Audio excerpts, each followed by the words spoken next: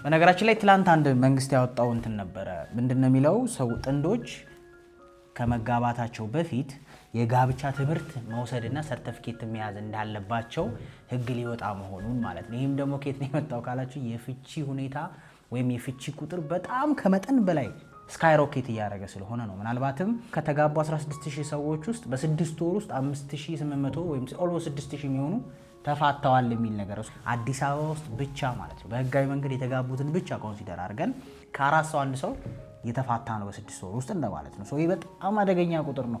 ለዚህ ዋና ሪዝን ምንድነው ብለን ስናስብ በጣም ብዙ ጥናቶች አሉ። ግን ሞስትሊ ጥናቶች ከዌስተርን ወይም የውጭውን ዓለም ትኩረት አድርገው የነሱን ኢኮኖሚ፣ የነሱን ባህል፣ የነሱን ማህበረሰብ፣ የነሱን ሁኔታ ኮንሲደር አድርገው የተጠኑ ጥናቶች ናቸው አብዛኞቹ። እነዚህን ሀሳቦች የምሰጠው ምናልባት የፍቅር ግንኙነት ውስጥ ራይት ነው አሁን ላይ ያላችሁ ትዳር ውስጥ ያላችሁ ለመጋባት ያሰባችሁ ያላችሁ፣ ስለዚህ ቆም ብላችሁ እነዚህን ነገሮች በደንብ አጥኒታችሁ። ምክንያቱም የአብዛኛው ሰው ትዳር እየፈረሰ ያለው በእነዚህ ሪዝን ስለሆነ ኢትዮጵያ ውስጥ ምናልባት ራሳችሁን ታድኑበታላችሁ ወይም ደግሞ ትዳራችሁን ከፍቺ ከመፍረስ ልታድኑ ትችላላችሁ። ምክንያቱም በነገራችን ላይ 100% ማንም ሰው ጋራንቲ የለውም። ግን ደግሞ የምንችለውን ያክል ጥረት እናረጋለን ለማስቆየት ለማስቀጠል ማለት ነው። የመጀመሪያው እኔ በዚህ ዘመን በጣም ከየትኛውን ጊዜ በላይ ፍቺ እንዲበዛ ያደረገው ብዬ የማስበው ሮል ሞዴል ማጣት ይመስለኛል። አሁን በተለይ ከኛ ጄኔሬሽን ነኛ አካባቢ ትንሽ በለጥ የሚሉትን ስታይ አብዛኛው ከብሮክን ፋሚሊ የመጣ ይበዛል የምር ስታዩት። ምክንያቱም ትራንዚሽን ላይ ነው ያለነው እኛ በድሮ አስተዳደር ወይም በድሮ ሐሳብ ትዳርንና በዘመናዊ ሐሳብ ትዳርን መሃል ላይ ያለን እኛ። በዛ ምክንያት በጣም ስብርብሩ የወጣ ፋሚሊ ውስጥ ያደገው ሰው ይበዛል። ይሄንን ስል ያጠናሁት ስተዲ ኖሮ ሳይሆን ግን አካባቢዬን ሳይ ጓደኞቼን ሳይ ቅርብ ከ10 ሰዎች ውስጥ 7-8 ፕሮብለም አለባቸው አይደለም። አብረው ያልተፋቱትም የተደባደቡ የተጋጩ ብዙ ትርምስ ውስጥ ነው የሚኖሩት። አብዛኞቹ ዲቮርስ ውስጥ ናቸው አይደለም። ሲንግል ፋሚሊ ነው ያለው።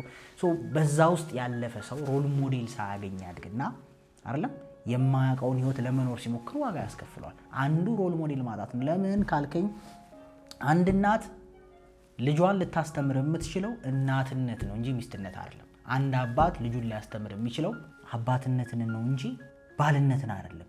ባልነትንና ሚስትነትን ሰው የሚማረው ከሁለቱ ኢንተራክሽን ነው። ከተረዳችሁ እናት አለች፣ አባት ለአንተ እናት ነች፣ ለአንቺ እናትሽ ነች አይደለም። የባልና ሚስት ግንኙነትን የሚማሩት ግን ባልየው ለሚስትየው ያለውን ባህሪ አይደል፣ አባትየው ለእናትየው የሚሆነውን እያየ ነው፣ እናትየው ደግሞ ለአባትየው የምትሆነውን ያይ።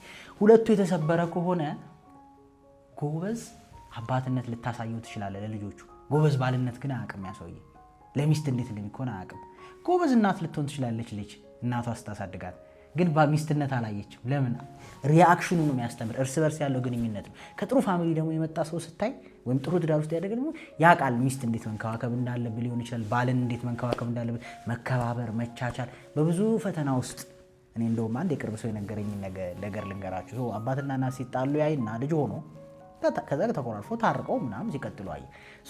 ይሄ ልጅ አሁን አይምሮ ውስጥ ነገ ግጭት ሲገጥመው ትዳር ውስጥ ኦኬ ግጭት ይኖራል፣ ከዛ ትንሽ እንኮራረፋለን፣ ከዛ እንነጋገራለን፣ ከዛ እንፈተዋለን። መለያየት እንደ ኦፕሽን አይ ያላየው ሰውስ በጣም አደገኛ ነው። የምሬን ከምታስቡት በላይ በሲንግል እናትም በሲንግል አባትም ማደግ በጣም ነው ዋጋ የሚያስከፍለው።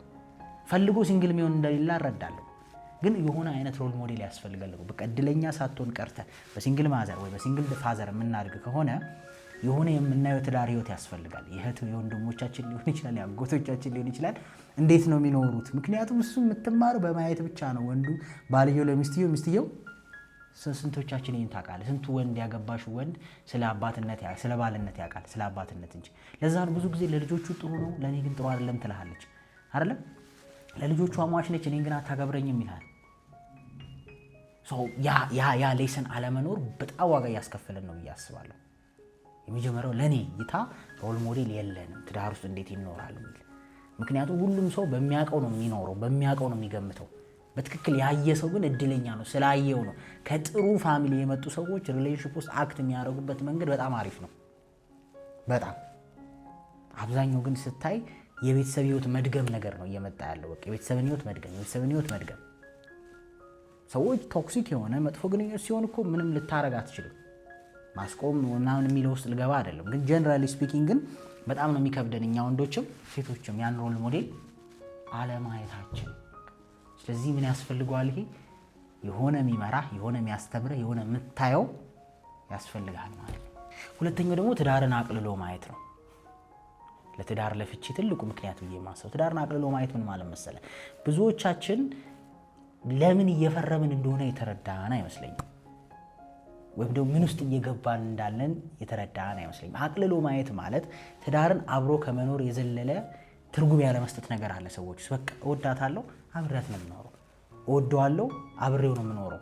በዛ ውስጥ ያሉ ጫናዎች እኔ እንደው ምን ብዬ ነው ማስበው፣ ለመስዋዕትነት ነው የምትፈርመው። እስክሪብቶን አውጥተህ አገባዋት ስትል ለመስዋዕትነት እንደመፈረም ነው፣ አገባውት ስትል ለመስዋዕትነት እንደመፈረም ነው። በቃ ያን ሰው ለመቻል፣ ለመታገስ፣ ለማለፍ፣ አብሮ ለመቸገር፣ አብሮ ለመራብ ምናምን እንጂ የሆነ በቃ የሆነ ሰው ደስ ስላለ አብሮ መኖር ትችላለህ ምናምን አይደለም። በቃ የምሬን ስትፈርም ማወቅ አለብህ ምን አይነት ነገር ውስጥ ራስን እየከተትክ እንዳለ። ለምሳሌ ሰው የሥራ ኮንትራት በደንብ ነው የሚያነበው አይደል? በኋላ ቢያዙኝ ሳላግባብ አይደል ቢበዘብዙኝ ሲላል እኮ። ትዳር ግን ይመስለን በቃ ፊርማው አብሮ ለመኖር እንዲፈቀድልን ብቻ የሚያደርግ ነው አይደለም። ሰው ተጋባ ማለት እንግዲህ ይሄናውን ቲዮሪ ነው። እሺ እኔ የትዳር ኤክስፒሪየንስ ኖሮኛል እየነገርኳቸው ያለሁት። አሁን ቲዮሪ ነው ፒውርሊ እያወራን ያለ ነው። ምክንያቱም እነዚህ ማወራቸው ነገሮች በዌስተርኑም ስተዲ ተደርገው ልክ የሆኑና የደረሱባቸው፣ እኔም ግን ከማየው ኤክስፒሪየንስ ደግሞ ኢትዮጵያ ውስጥ አለ ብዬ የማስበውን ነገር ነው።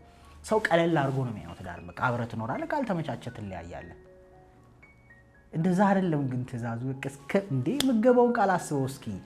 አጣነጣ እንትናለች መከነች ላልል ብትል ቢታመም ላስታምም ማለት ቢጎዳ ምን ቢል ብለህ ነው ቃል የምትገባው።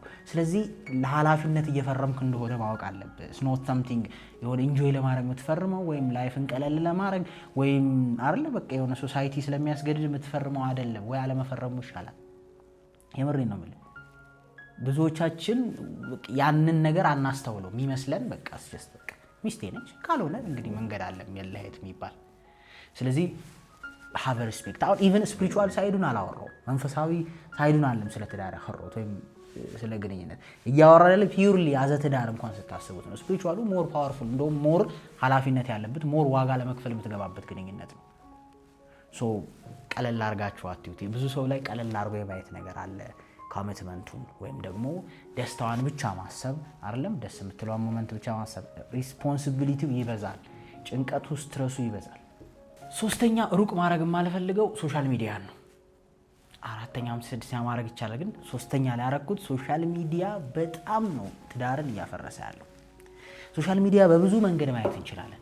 ሶሻል ሚዲያ ኮምፒቲሽን ፈጥሯል። ተረዳኸኝ? በጣም ኃይለኛ ኮምፒቲሽን ፈጥሯል። የራስን ህይወት እንድትጠላው፣ የባል ስታንዳርድ ይሄ ነው፣ የሰው ህይወት እያየ የሰው ሪሌሽንሺፕ እያየ የራስን እንድትጠላው እንድታማርር የሚያደርግ ነገር ቢኖር ሶሻል ሚዲያ ነው። አንደኛ። ሁለተኛ ከኛ ካልቸር፣ ከኛ ባህል፣ ከኛ አስተሳሰብ ጋር ያልሆኑ ሰዎችን እናያለን ሶሻል ሚዲያ ላይ። በጣም የምሬን ነው። እኔ በእኔ አስተሳሰብ እስከምን ድረስ ልደፍር እችላለሁ ብለህ ከጠየቀኝ ሶሻል ሚዲያን ለቁም ነገር የማትጠቀመው ከሆነ ኢንጆይ ለማድረግ የምትጠቀመው ከሆነ ባለትዳር ከሆነች ብታጠፉት ሁሉ እስክል ድረስ ነው። የምሬን ለስራ ለምን የማትጠቀሙት ከሆነ ብታጠፉ። ምክንያቱም ሁሌ እኛ ህይወት ላይ ችግር አለ፣ ሁሌ ሰው ህይወት ላይ ደግሞ የሞላ ነገር አለ። ስለዚህ በጣም ኮምፒቲሽን ውስጥ ነው የሚቀጥለው። ሁለተኛ ሶሻል ሚዲያ ለወንዶች ፈተና ነው፣ የቺቲንግ ኦፖርቹኒቲ የሚከፍት ነገር ነው። ምክንያቱም ስክሮል ስታረግ ዘንድሮ ሁሉም ሰው ራቁቱን ነው፣ ሁሉም ሰው ማርኬቲንግ ወጥቷል። ሁሉም ሰው ስለ ያው እንግዲህ ይገባቸዋል። ሁሉም ሰው ማለት ሳይሆን ሶሻል ሚዲያ ላይ ስንወጣ ሰዎች ራሳቸውን በደንብ ማርኬት የሚያደርጉበት ነው አይደል? ወንድ ልጅ በዝሙት በጣም የሚፈተንበት ነገር ነው አይደል? ይሄ ደግሞ ወንድ ልጅ ሲሆን ከአዳም ጀምሮ ድክመት አለ ከዝሙት ጋር በተያያዘ ጾሩም ፈተናውም ስለሆነ ሶሻል ሚዲያ ላይ ደግሞ ስትወጣ ኢንስታግራም ላይ በጣም ለእንደዚህ የተመቻቸ ነው። በጣም በቃ በአይና አይተ ማለፍ የሰው ልጅ ብሬን ድሮ እኮ ሰው ተሸፋፍኖ ምናምን ራሱ ይቸገራል። አሁን ደግሞ ሁሉ ነገር ግልጽ ነው፣ ቀላል ነው። ስለዚህ ሶሻል ሚዲያ ላይ በመግባት ኢንስታግራም በማየት ምክንያት ሰላም የነበረውን ትዳርህን ፈተና ውስጥ ልትከተው ትችላለህ። በማየት ይገባል፣ ስክሮል በማድረግ የምሬን ነው። ከዛ ውጪ ደግሞ ከአቅማችን በላይ የሆነ ነገርም ደግሞ ትርጉም በመስጠት ባይዘው ሶሻል ሚዲያ ላይ ከሪሌሽን ጋር የተያዙ አድቫይዞች በራሳቸው ራሱ አደገኛ ሊሆኑ ይችላሉ። ምክንያቱም ለመረዳት የሚያስችል ጭንቅላት ያስፈልጋል። ሁለተኛ የሚናገረው ሰው ማን ነው? እኛም ስለሚገጥመን ነው። አንዳንዴ በደንብ አስረድተህ ይሄ ነገር ማለት ከዚህ አይደለም ያልከውን ነገር ሰው መጥቶ ምን ይልሃል? ለመለያየት ሲፈልግ ምክንያት ያደረገውና እንዲህ ስለሆነ እንደዚህ ነው። አሁን ከናርሲስት ጋር የተያዘ ቪዲዮ ሰርተን ነበር በባለሙያ። ማንም ሰው ናርሲስት ማለት አይችልም ሰውን። ግን ሰው ብድግ ብሎ ባሌ ለካ ናርሲስት ነው ስለዚህ ልለያይ፣ ሚስቴ ውስጡ የተሸከመውን ነገር ማውጫ ያደርገዋል። ስለዚህ ሶሻል ሚዲያ አደገኛ ነው ማለት እሱ ነው። ብሶት ጭንቅላት ጤናማ ካልሆነ ብሶትህን ያባብስብሃል። የሌለውን ነገር ያለ እንዲመስል ያደርጋል። ዋጋ ያስከፍላል። አንተ ነህ ትዳርህን የምታጠው። አንዳንድ ሰዎች ደግሞ ጭራሽ የማያውቁትንም ወይም ደግሞ ጭራሽ ኤክስፒሪየንስ ያላረጉትንም ነገር ነው አድቫይዝ የሚያደርጉ አይደለም። ወይ ደግሞ የነሱ ትዳር ስለተበላሸ ወንድ ልጅ እንደዚህ ነው እንደዛ ነው አይደል? ወይ ደግሞ የነሱ ሴት አንዴ ስላታለለችው ሴት ልጅ እንደዚህ ነች እንደዛ ነች ሚል ደግሞ አለ ሶሻል ሚዲያ ላይ ወጥቶ የጋራ ነገር ለመፍጠር የማይሞክር ማለት ነው። እነዚህ ዋጋ ያስከፍላል በደንብ። አንድ ሴት ቤቷ ቁጭ ብላ ባልሽ እንደዚህ መሆን አለበት፣ ይሄን ማድረግ አለበት፣ ይሄን መንከባከብ አለበት፣ ይሄን ከሰማች እሱ ማያረገው ከሆነ እያደር ጥላቻ ማደሩ አይቀርም እሷ ጭንቅላት ውስጥ አይደል?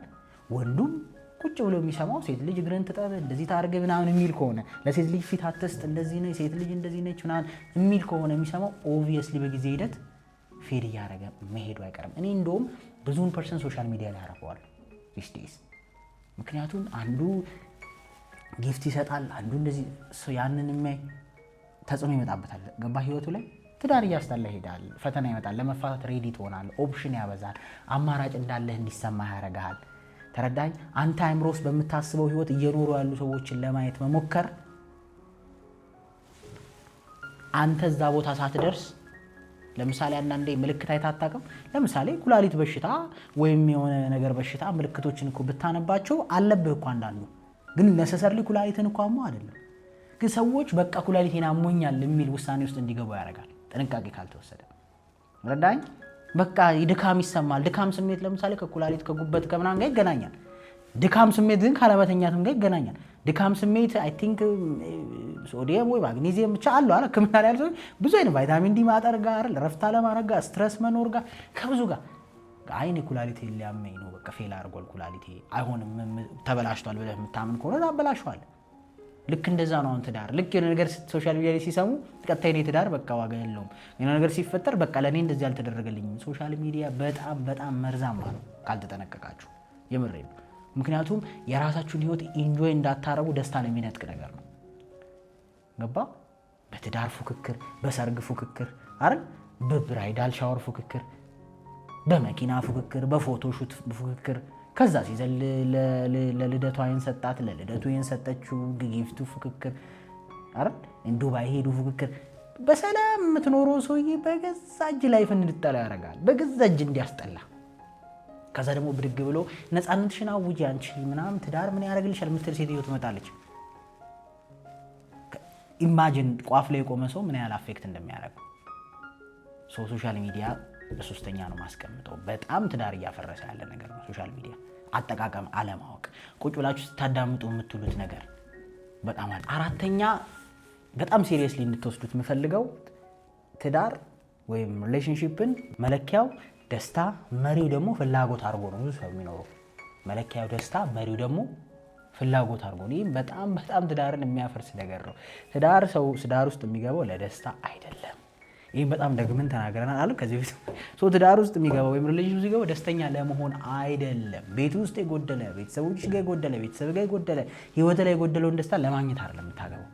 በጣም ሮንግ አስተሳሰብ ማለት ትዳርን ደስተኛ ለመሆን የሚያገባ ሰው ደስተኛ ለመሆን አይደለም የምታገባው። እንደውም እውነት ስለ ደስታ እናውራ ካልን ማለት ነው አለማግባት ደስተኛ ያደርጋል። ደስታ ከሆነ አሁን ፈንጠልዚው ቀውሌ ቅፈታ ሪላክስ ማድረግ ከሆነ እኮ እንደውም ትዳር ኃላፊነት ነው፣ ጭንቀት ነው፣ ስትረስ ነው። እንደውም አሁን እቺን ቁረጧት አላችሁ ደግሞ ትዳር ጭንቀት ነው የምትለዋል። ኤኒዌይስ ካሰብክ ያ ከሆነ ደስታ ከሆነ ፍላጎት የምትፈርመው ሌላ የምትፈልገው ሌላ ይሆናል። ደስተኛ አትሆኑ አይደለም። ኦፍ ኮርስ በትዳር ውስጥ በተለያዩ ነገሮች ደስተኛ አትሆን ይችላል አይደል? አብረህ ስትሆን፣ ባህል ስታከብር፣ ነገር ስታደርግ ደስተኛ ነው። ግን ኔሰሰርሊ ኮር ሐሳቡ እሱ አይደለም። ሰው ትዳር ውስጥ የሚገባው ኮር ሐሳቡ ስፒሪቹዋሊ የራሱ ሐሳብ አለው አይደል? ሳይኮሎጂካሊም ደግሞ የራሱ ሰው በኮኔክሽን ውስጥ ነው የሚኖረው አይደል? ብቻውን ሲሆን ብዙ ከባድ ነገሮች አሉት አይደል? አእምሮውም ሄልዚ አይሆንም። ከብዙ አንግል ነው ሰው በቃ አብሮ ግሩፕ ሲያደርግ ነው ሰርቫይቫል ስሜት ያለው የመኖር ፍላጎቱ ነው የሚጨምረው አይደለም? ሚኒንግ የሚኖረው ህይወት ትርጉም የሚሰጠው ሳይኮሎጂካሊም ከሰው ጋር ስትሆን ብቻ ስትሆን አይደለም። ስፒሪቹዋሊም ደግሞ ካሰብከው ሰው ትዳር ውስጥ የሚገባው ከኃጢአት ህይወት ለመውጣት አይደለም? እግዚአብሔር የሚወደውን መንገድ ለመከተል ነው እንጂ ኦ ማይ ጋድ የሚያስብል ህይወት ለመኖር አይደለም። ይሄን አስቦ የሚገባ ሰው ዋጋ ይከፍላል። ለምን? ስታስበው እንደምታስበው ቀላል አይደለም ህይወት አይደለም። በቀኝ ኖካውት ሲያደርግ በግራ ሲል ፋይናንሻል ፕሮብለሙ በዚህ ምናምኑ በዚህ ሲል እንዴ ለምዶ እዚህ ውስጥ የገባሁት እኔ እኮ ደስተኛ መሆን መስሎኝ ነበረ የምሬ ነው። እኔ ሰዎች ትዳሬ ላይ ደስተኛ አይደለሁም የሚለውን ሀሳብ ዋና ፒላር ወይ ምሰሶ አድርገው ሲያስቡት እኔ ልክ ነው ብዬ አላምንም። ይሄ ነው እይታ ነው። ኦፍኮርስ ደስተኛ መሆን ያስፈልጋል፣ ግን ዋናው መቋሚያው ደስተኛ አይደለሁም እዚህ ውስጥ በሚል ምክንያት ትዳር ይፈታልም የሚል እምነት የለኝም። አላማው እሱ ስላልሆነ በጣም ደስተኛ ህይወት መኖር አለ። ማንም ሰው ቋሚ ደስታ የሚባል ነገር የለውም እዚህ ምድር ላይ። ምናልባት በስፒሪቹዋሊ ቋሚ ደስታ ምን እንደሆነ ይታወቃል። ግን ምድር ላይ ስንኖር ግን ቋሚ ደስታ የሚባል ነገር የለም። ደስታህን ባንዴ ልበጠብጠው ይችላል። ለምሳሌ በጣም የምወዳትን ሴት ስላገባው ነው ደስተኛ ሆንኩት ብትለኝ ነገ ልትሞት ትችላለች አይደል? ህይወት አይደል? በቃ ነገ ልታጣት ትችላለች፣ ትሞታለች። ልጅ ብትወልድ ልጅ የሆነ ነገር ሊሆን ይችላል። ቋሚ በቃ ኦ ማይ ጋድ የሚያስብል የደስታ ህይወት የለም። ህይወት እዚህ ምድር ላይ ፈተና ነው፣ ትግል ነው። ከምንም በላይ ግን የሰው ልጅ ህይወቱ መመራት ያለበት በኃላፊነትና በዲሲፕሊን ነው አይደለም? በኃላፊነትና ህይወትን ትዳርን ሊመራ የሚገባው ኃላፊነት ሪስፖንሲቢሊቲ ኤንድ ዲሲፕሊን ነው ማለት ነው። ወይም ሪሌሽንሺፕን ሊመራ የሚያስፈልገው ሪስፖንሲቢሊቲ ኤንድ ዲሲፕሊን ነው። በቃ ኃላፊነት ነው ከደስታ በላይ። እናቶቻችን እኮ ረጅም ዓመት በብዙ ፈተና ውስጥ እንኳን ትዳርና ቆይተው እዚህ ለማድረስ የሞከሩት በጣም ደስተኛ ለመሆን ስለሚጥሩ አይደለም፣ ኃላፊነት ለመውሰድ። ወንድም ነው የምልህ። አባቶች እኮ ታግሎ ስንት ተዋግቶ ምን ብሎ ለማቆየት የሞከረው ደስተኛ ለመሆኑ ይሆንማ እኮ ይሸሻል። ኃላፊነቱን ለመውጣት ነው። ለቤተር ፊውቸር ወይም ለተናናሽ ለሚወለዱ ልጆች የተሻለ ህይወት ወይም ኑሮ ለመፍጠር ነው ትግሉ። ኃላፊነት ነው ማለት ነው። ከዛ ደግሞ በፍላጎቶችን ወይም ፍላጎት ሳይሆን የሚመራው ፍላጎት አይደል ያልነው ያውን ትዳር። ትክክለኛ ህይወት ላይ ግን የሚመራው ፍላጎት ሳይሆን ዲሲፕሊን ነው። የማረገው ነገር ልክ ነው አይደለም ወይ፣ ነገ ይጠቅማል አይጠቅምም ወይ፣ ደስ ስለሚል ሳይሆን ልክ ስለሆነ የምታረጋቸው ነገሮች ናቸው መምሪያ ነው። ማንም ሰው እኮ የሆነ ነገር ሲያስቀይመው ያንን ነገር ለምሳሌ ልጅህ አጠፋ ከቤት ታባረዋለህ። ለምን? በቃ ራይት ዌይ ስላልሆነ ያጠፋውን ትነግረዋለህ፣ ግን ራይት ዌይ አይደለም። ማንም ልጁ ላይ አይጨክንም ካየ 18 20 ዓመት ምናምን ካላለፈው በስተቀር። እንደዛም ሆኖ ልጅ ላይ የሚጨክን አንጀት አለ ብዬ ስለማላስብ ትዳር ሲሆን ግን እንደዛ አይደለም። በቃ ውስጤ አብሮ መኖር አልፈለገም ማለት በቃ ማቆም አለብን ነው።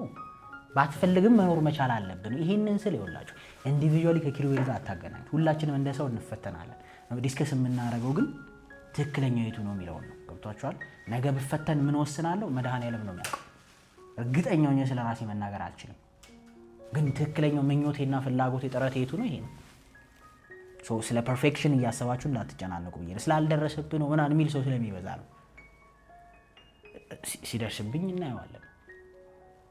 ግን ደግሞ ትክክለኛው መንገድ ሰው ማወቅ ያለበት፣ ታች ያለው ጄኔሬሽን ማወቅ ያለበት አንቺ የወሰንሽውን ውሳኔ ሳይሆን ትክክለኛው ነው። አደረገውም አላደረገውም አንተ የወሰንከውን ሳይሆን ትክክለኛውን ነገር ነው። ሪስፖንሲቢሊቲ ሰው ከተፋታም በኋላ እኮ ማይሆን ህይወት የሚኖርበት ምክንያት አንዱ ህይወትን ከሪስፖንሲቢሊቲ አንጻር ስለማያይ እኮ ነው።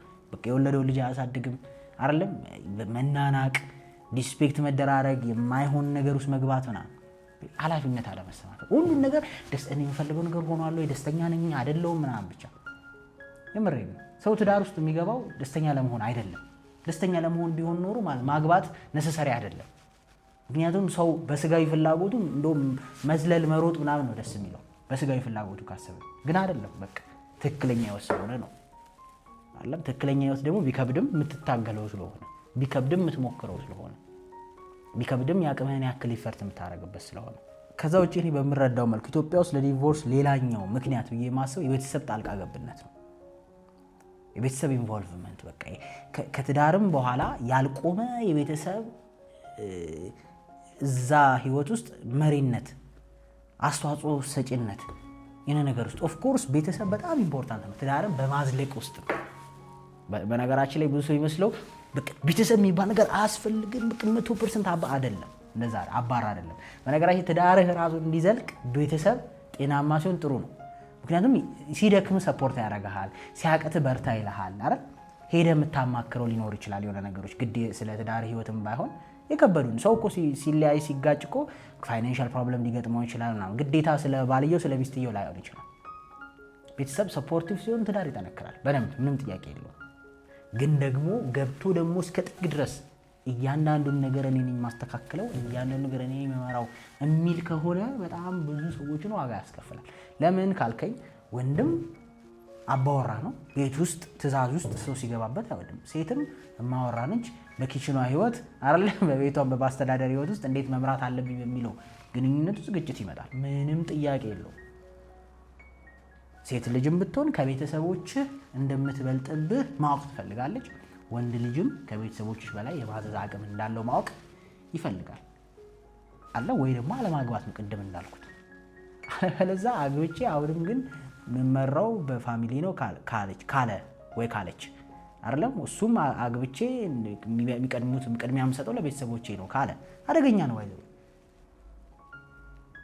ቤተሰብ መርዳት ማገዝ ነው ትክክለኛ ነገር ነው። ግን በቃ እዛ ጋር ነው የሚቆመው እኮ ሰው ሲያገባ በቃ እዛ ጋር ይቆማል። ቤተሰብ ዘመድ ነው። ከዛ በኋላ አይደል ትጠያየቃለህ፣ ያቅምን ትረዳዳለህ አይደለም ደህና ዋላችሁ ትላለህ፣ ሄደህ አረፍ ብለህ ትመጣለህ። ከዛ በተረፈ ያንተ ህይወት ውስጥ እንደ ልጅነትህ ይሄን አድርግ ያን ብላ ያን ጠጣ ያን እንደዚህ አይባልም። ኢትዮጵያዊ ትዳር ደግሞ ከካልቸርም ከምንም ብዙ ጊዜ ንክክ የሚመጣው በቤተሰብ ነው። እኔ ምክንያቱም በጣም ብዙ ሰዎች ስለሚደውሉኝ ስለማወራ ነው ነግራችሁ።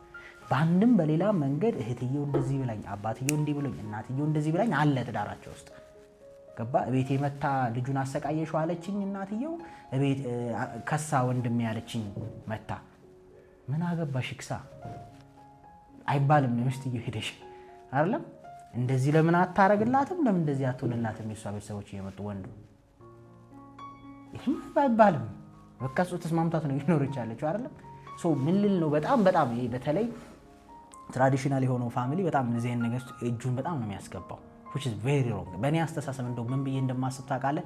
ቤተሰብ ጋር እንኳን ከሄድክ እንኳን በእኔ እይታ እኔ የእሷ ቤተሰቦች ጋር እሷ የኔ ቤተሰቦች ጋር ብትሄድ ጥሩ ነው ባይ ነኝ። ገባ? እኔ የራሴ ቤተሰቦች ጋር ሄጄ ካሟት ክፍተት ነው የምፈጥረው። እሷ የራሷ ቤተሰቦች ጋር ሄዳ ካማችን ክፍተት ነው የምትፈጥረው። እንዲህ ነው የምትፈጥረው። እንደውም ካማ እሷ የኔ እናት ጋር ሄዳ ብታማኝ ይሻላታል። ገባ? በቃ የሆነ ነገር ሄልፕ ሚ እኔ የእሷ እናት ጋር ሄጄ ባማት ይሻላታል። እንደውም መታማት ካለበት ነው አልደግፈው፣ ግን ጭንቀቴን ምን ላርግ ብዬ ማማከር ካለብኝ መሆን የነበረበት እኔ እናቴ ጋር ካልኩ ለእኔ ማዳላቱ አይቀርም። ተረዳኸኝ? ለእኔ ሳይድ መያዙ አይቀርም። እኔ ሄጄ እንዲያረገች ብል በጣም አደገኛ ነው። የምሬን ነው። በጣም ብዙ ዲቮርስ ነው የሚመጣው በጣም በዚህ ምክንያቱም ማንም ሰው በቃ ህይወቱን ሲኖር ራሱ ኃላፊነቱን ተወጥቶ መምራት ስለሚፈልግ። ከዛ ውጪ ስድስተኛ ደግሞ አይ ቲንክ ለዲቮርስ አንዱ ሪዝን ብዬ ማስበው ሌላኛው አለመተዋወቅ ነው። ጾታ ዲፍረንሳችንን በትክክል አንደርስታንድ አለማድረግ። ወንድና ሴት በጣም የተለያየን ነን። ወንድ ሴት መሆን አይችልም፣ ሴት ወንድ መሆን አይችልም። ወንድ ሴትን መረዳት ነው የሚችለው፣ ሴትም ወንድን መረዳት ነው የምትችለው። ስለዚህ አንቺ እንደምትፈልጊው ሊሆን አይችልም ሁሉም ነገር፣ ምክንያቱም ከወንድ ጋር የተጋባሹ። አንተም እንደምትፈልገው ሊሆንልህ አይችልም ሁሉ ነገር። ከማን ጋር የተጋባው? ከሴት ጋር። ችግሩ ግን እሱም ህይወትን መምራት የሚፈልገው በእሱ በሚያውቀው መንገድ ብቻ፣ በወንድነት መንገድ ብቻ ነው የሚሆነው። እሷም እንዲሁም ባሏ እንዲሆንላት የምትፈልገው እሷ አይምሮ ውስጥ ባለው ነገር። እሱ ሴት ስለሆንሽ ስለምንለያይ በዛ መንገድ ነው የምታየው። ስለዚህ እኔ እሷ በምትፈልገው በተወሰነ ስመጣ፣ እሷ ደግሞ እኔ በምፈልገው የተወሰነ ስትመጣ ነው መስማማት ያለው። ረዳኝ።